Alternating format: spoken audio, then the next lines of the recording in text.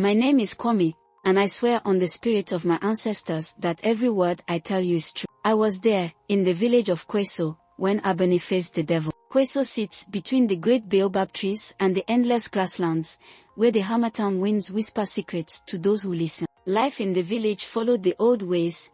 Children played by the river, elders told stories beneath the moon, and the drummers called the spirits on festival nights. But one season, darkness settled upon us, and it had a name, Osibo. Osibo was an outcast, a man whose greed had rotted his soul. He had once been a respected hunter, but he had grown jealous of the village chief, believing he deserved power. He disappeared into the forest, and when he returned, his eyes glowed like embers, and his laughter sent chills through even the bravest warriors. He claimed he had made a pact with the spirits for power, but the elders whispered that it was not the spirits who had granted it, it was something much darker. Strange things began to happen. Goats were found slaughtered in the fields with no tracks leading to or from them. The river, our lifeline, turned bitter, making the children sick. The people feared Osibo, but none dared challenge him, for he seemed untouchable. That was when Abani, the daughter of our chief, stepped forward. Abani was no ordinary girl. She was barely 17 reigns old,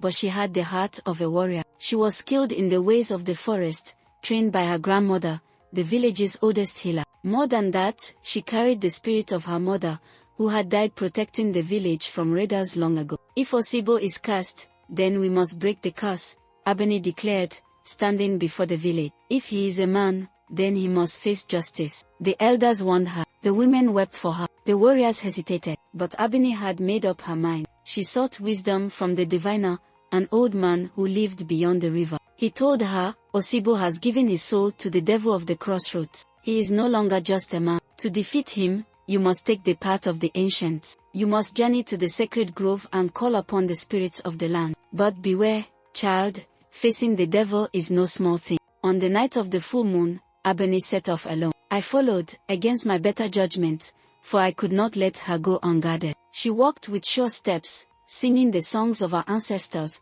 her voice steady even as the shadows whispered around us. At the sacred grove, she built a fire, tracing ancient symbols into the earth. Then she spoke the words the diviner had taught her. The wind stopped, the night held its breath, and then, he appeared. Osibo stood before us, his body twisted, his skin too dark, too stretched, his eyes gleaming with an unnatural fire. You cannot stop me, child, he sneered. I have feasted on the blood of the wicked, and I have made my offering to the one who stands at the crossroads. Abani did not flinch. You have betrayed your people, Osibo. The spirits will not stand with you. Osibo laughed, a sound like breaking bones. The spirits, they are silent, little girl. They have abandoned you. But Abani was clever. She did not call only upon the spirits of the land. She called upon something older, justice. She slammed her staff into the ground, and the earth trembled. The trees groaned, their leaves whispering a name. From the shadows emerged a figure, neither man nor beast,